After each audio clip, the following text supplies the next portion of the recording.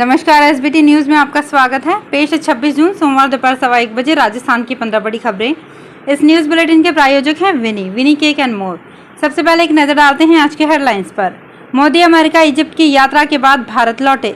जयपुर के नहीं होंगे दो टुकड़े, गहलोत ने किया जन भावनाओं का सम्मान। आरएलपी, सीपीएम और आपका कांग्रेस से गठबंधन से इनकार।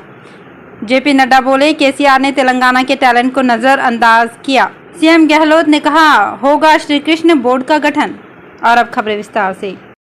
प्रधानमंत्री नरेंद्र मोदी अमेरिका और इजिप्ट के दौरे के बाद भारत लौट आए हैं। रात 12:30 बजे उनका प्लेन दिल्ली के पालम एयरपोर्ट पर उतरा। पीएम का काफिला एयरपोर्ट से बाहर निकला तो बीजेपी अध्यक्ष जेपी नड्डा और दिल्ली के सभी 7 भाजपा सांसदों ने उनका स्वागत किया। इसके बाद पीएम एयरपोर्ट से अपने घर के लिए रवाना हो गए। मीडिया रिपोर्ट्स के मुताबिक आज पीएम मोदी कई अहम बैठकें कर सकते हैं। राजस्थान की राजधानी में दूदू को नया जिला बनाए जाने के बाद सांभर फुलेरा की जनता में उपजी नाराजगी को अब सरकार ने साधने की दिशा में पहल कर दी है। जहां रविवार को अजमेर हाईवे पर दिन भर हुए बवाल के बाद CM Ashok Gehlot action mode में दिखाई दिए। जानकारी के मुताबिक मुख्यमंत्री अशोक गहलोत ने उदयपुर जाने से पहले सोमवार को अपने आवास पर जयपुर के सभी विधायकों की एक बैठक बुलाई, जहां नए जिलों के गठन को लेकर विस्तृत चर्चा की गई। बताया जा रहा है कि सरकार अब जयपुर शहर और जयपुर देहात 2 नए जिले और बना सकती है, जिन पर सहमति बन गई है। हालांकि सरकार की ओर से आधिकारिक घोषणा का भी इंतजार है। वहीं इससे पहले सरकार की ओर से जयपुर उत्तर और जयपुर दक्षिण जिले बनाने की घोषणा की गई थी, जिसके खिलाफ जयपुर के जनप्रतिनिधियों ने ही मोर्चा खोल दिया था। लोकसभा चुनावों में भाजपा को हराने के लिए एकजुट हुए राजनीतिक दल राजस्थान के विधानसभा चुनावों में अलग अलग राह पर हैं। थर्ड फ्रंट की पार्टियां अपने उम्मीदवारों को भाजपा और कांग्रेस प्रत्याशियों के सामने चुनाव लड़ाएंगे। आरएलपी, सीपीएम और आम आदमी पार्टी के नेता एक सुर में बोले कि विधानसभा चुनाव में कांग्रेस से कोई गठबंधन नहीं होगा। राष्ट्रीय लोकतांत्रिक पार्टी, कम्युनिस्ट पार्टी, आम आदमी पार्टी सहित अन्य थर्ड फ्रंट की पार्टियों ने राजस्थान में भाजपा व कांग्रेस को चुनाव हराने के लिए एकजुट होकर लड़ने की बात की है, लेकिन कांग्रेस के साथ किसी तरह का गठबंधन नहीं होगा। भाजपा के राष्ट्रीय अध्यक्ष जेपी नड्डा ने रविवार को तेलंगाना के सीएम केसीआर पर राज्य के टैलेंट को नजरअंदाज करने का आरोप लगाया। नड्डा ने कहा कि राज्य विकास के मामले में पीछे रह गया, एक परिवार इसका शोषण कर आगे बढ़ रहा है। उधर पीएम मोदी देश को विकास की राह पर आगे ले जा रहे हैं। राजस्थान के मुख्यमंत्री अशोक गहलोत ने प्रदेश में श्री कृष्ण बोर्ड के गठन की घोषणा की है। सीएम गहलोत से यादव समाज के प्रतिनिधिमंडल ने मुलाकात की। प्रतिनिधिमंडल की मांग पर बोर्ड के गठन की घोषणा की। मुख्यमंत्री ने साथ ही सेना में अहि रेजिमेंट के गठन की मांग का समर्थन करते हुए इसके लिए केंद्र सरकार को पत्र लिखने की भी घोषणा की। इससे पहले सीएम गहलोत ने वीर शिरोमणि महाराणा प्रताप बोर्ड का गठन किया था। सीएम गहलोत ने कहा कि राज्य सरकार गरीब एवं पिछड़े वर्गों के उत्थान के लिए समर्पित है। मुख्यमंत्री ने साथ ही सेना में अहि रेजिमेंट के गठन की मांग का समर्थन करते हुए इसके लिए केंद्र सरकार को पत्र लिखने की भी घोषणा की। इंडिगो फ्लाइट के पाकिस्तान एयर स्पेस में दाखिल होने की 2 सप्ताह में दूसरी बार घटना सामने आई है। अब श्रीनगर से जम्मू के लिए उड़ान भरने वाली इंडिगो फ्लाइट 2 बार पाकिस्तान सीमा में जा पहुंची। मौसम खराब होने के कारण पाकिस्तान को अपना एयर स्पेस देना पड़ा। इसके बाद इस फ्लाइट के अमृतसर में इमरजेंसी लैंडिंग करवानी पड़ी। मीडिया रिपोर्ट्स के अनुसार ये घटना रविवार बाद दोपहर की है।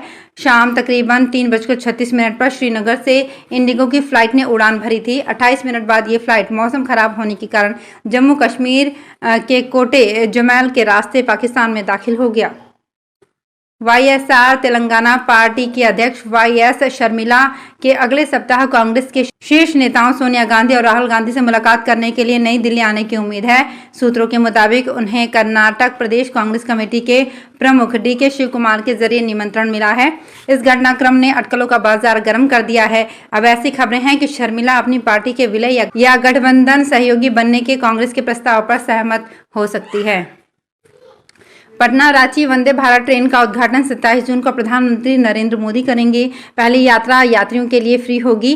वंदे भारत ट्रेन को पीएम नरेंद्र मोदी 27 जून को वीडियो कॉन्फ्रेंसिंग के जरिए हरी झंडी दिखाएंगे। ट्रेन का परिचालन उद्घाटन स्पेशल ट्रेन के रूप में चलाया जाएगा। इसमें कोई भी फ्री में यात्रा कर सकेगा।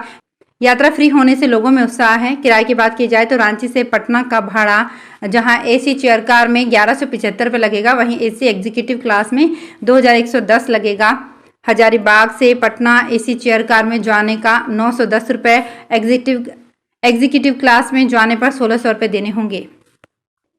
राजधानी दिल्ली में बिजली की दरें महंगी हो सकती है। बिजली आपूर्ति कंपनियों को पावर परचेज एग्रीमेंट के तहत बिजली खरीद की दरों में 10% की बढ़ोतरी की मंजूरी मिल गई है। बिजली आपूर्ति कंपनी BSES ने DERC के पास इसे लेकर अर्जी लगाई थी। हालांकि बिजली की दरें बढ़ेंगी कि नहीं, इस पर अंतिम फैसला सरकार लेगी। दिल्ली में बिजली की नई दरों को तय करने को लेकर प्रक्रिया चल रही है। जनता के सुझावों के बाद इस पर अंतिम फैसला लिया जाएगा। स्टेट फॉरेंसिक साइंस लैबोरेटरी ने राजस्थान की पहली वॉइस सैंपलिंग जांच की रिपोर्ट ACB को भेज दी है। नशीली दवाओं की जांच के मामले में 16 जनवरी 2023 को गिरफ्तार SOG की तत्कालीन ASP दिव्या मित्तल के वॉइस सैंपल का मिलान किया गया है। ऑडियो ऑथेंटिकेशन उपकरण से आई रिपोर्ट में पुष्टि हुई है कि रिकॉर्डिंग में किसी तरह की एडिटिंग नहीं की गई है। दरअसल अजमेर पुलिस ने कोरोना काल में करीब 11 करोड़ की नशीली दवाइयां जब्त की थी। इसकी जांच बीकानेर SOG चौक की प्रभारी दिव्या मित्तल को सौंपी गई थी। आरोप है कि केस से नाम हटवाने के बदले दिव्या ने 2 करोड़ की घूस मांगी। 4 महीने पहले ही राजस्थान से गुजरने वाली दिल्ली मुंबई एक्सप्रेसवे की शुरुआत की गई। ये देश का पहला स्मार्ट हाईवे भी बनने जा रहा है। यहाँ ट्रैफिक कंट्रोल के लिए पुलिसकर्मी तैनात नहीं होंगे, बल्कि कैमरे लगाए जाएंगे। यदि नियम भी तोड़ा तो चालान सीधे घर आएगा। दरअसल हाईवे की शुरुआत के बाद से दौसा में जब हादसे बढ़े तो इन पर लगे मॉनिटरिंग कैमरों को खंगाला गया। सामने आया कि गाड़ियां बेलगाम दौड़ रही हैं। इतना ही नहीं, कुछ बाइकर्स यहाँ खतरनाक स्टंट भी कर रहे हैं। राजस्थान में सरकारी नौकरी की तैयारी कर रहे युवाओं के लिए अच्छी खबर है। राजस्थान लोक सेवा आयोग ने असिस्टेंट प्रोफेसर के पदों पर बम्पर वैकेंसी निकाली है। इसके तहत अलग अलग सब्जेक्ट के 1913 पदों पर असिस्टेंट प्रोफेसर की भर्ती की जाएगी। 21 से 40 साल तक की उम्र के उम्मीदवार RPSC के ऑफिशियल वेबसाइट पर जाकर आज से 25 जुलाई तक ऑनलाइन अप्लाई कर सकते हैं। चयनित उम्मीदवार को हर महीने 60,700 से 1,92,000 रुपये तक की सैलरी दी जाएगी।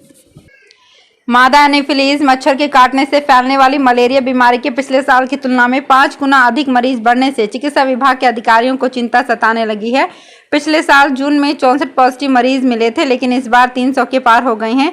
विशेषज्ञों के अनुसार जलवायु में आने वाले बदलाव, मच्छरों के लिए अनुकूल मौसम और कीटनाशक का मच्छर पर असर नहीं होना माना जा रहा है। डॉक्टरों ने आमजन से अपने घर के आसपास पानी का जमाव न होने देने की अपील की है। जन स्वास्थ्य निदेशक डॉक्टर रवि प्रकाश माथुर का कहना है कि मलेरिया से ज्यादा प्रभावित क्षेत्र बाड़मेर में टीम को भेजा गया है।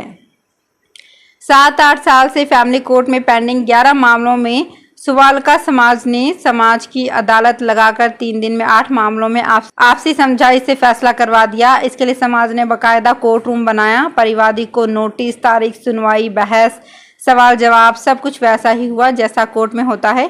अदालत के लिए समाज के वरिष्ठ जनों और अच्छे पढ़े लिखे लोगों को जज बनाया गया। अदालत में जज बनने वालों को केवल 1 दिन पहले सूचना मिलती थी कि उनको कब और कितने बजे पहुंचना है।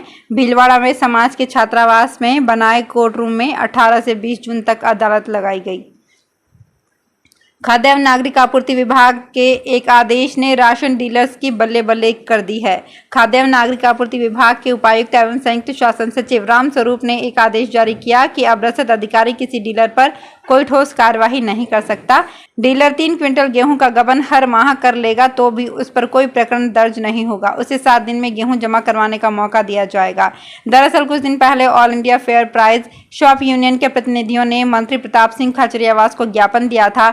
झुंझुनू में भी इस आशय के आदेश पहुंच गए हैं। राजस्थान लोक सेवा आयोग की ओर से स्कूल लेक्चरर के 6000 पदों पर भर्ती के लिए विभिन्न विषयों की काउंसलिंग की प्रक्रिया सोमवार से शुरू हो गई है। काउंसलिंग के लिए आयोग ने अजमेर में 10 काउंटर्स पर अभ्यर्थियों के दस्तावेज जांचने की व्यवस्था की है।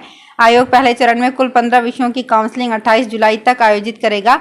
और सतन 300 अभ्यर्थियों के प्रतिदिन काउंसलिंग का शेड्यूल तैयार किया गया है। आयोग ने प्रत्येक टेबल पर 5 कार्मिक लगाए हैं। इनमें से 3 शिक्षा विभाग से और 2 आयोग से रहेंगे। तो फिलहाल इस बुलेटिन में इतना ही। फिर हाजिर होंगे कुछ और बड़ी खबरों के साथ।